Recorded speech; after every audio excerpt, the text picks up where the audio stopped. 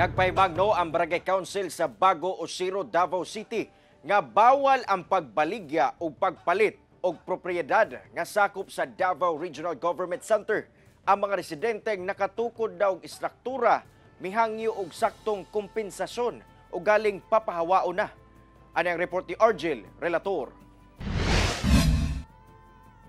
52 ka-government agencies ang nakatakdang magtukod sa ilang regional offices sa halapad nga lunang gitagana sa Barangay Bago Osiro, Davao City.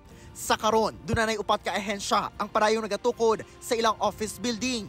Busa ang Barangay Council subli nagpahimangno sa publiko nga ang luna nga nahisakop sa Davao Regional Government Center kay not for sale og nakareserba ang luna aron magamit sa mga ahensya sa gobyerno alang sa ilang opisina ubos sa Presidential Proclamation No. 1354 ni adtong 2022. Apan ang problema kay una pa man napirmahan ang maong proklamasyon. Dunay mga istruktura nga nakatukod sa luna ang ipanag-iyahan sa gobyerno nga gidumala sa Bureau of Plant Industry kon BPI. Government reservation yun siya wala pa na proclaim as Regional Government Center administered by the Bureau of Plant Industry.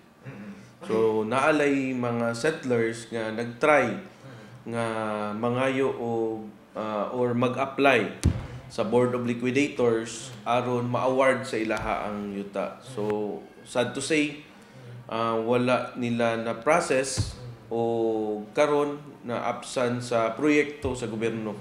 Ang residenteng si Maria Regina nga minilyon na matud pa ang gi-invest sa pagpalit sa yuta ug pagpatukod og balay.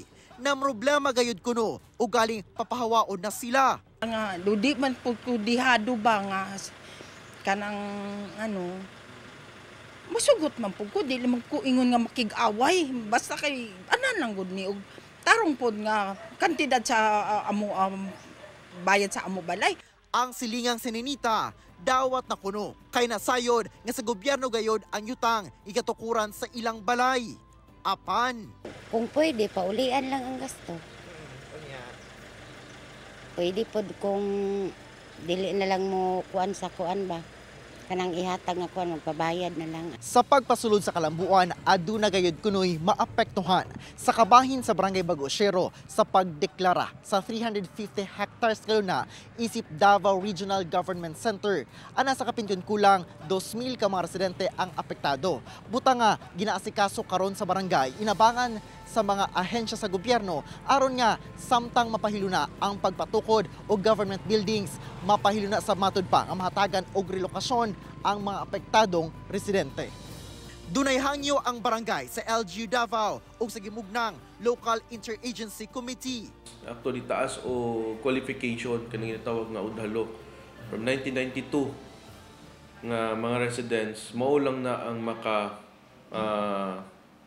mo-qualify sa especially relocation. Mga katong mga wala gyud balay maka-avail og relocation. Mao lang na among ginahangyo.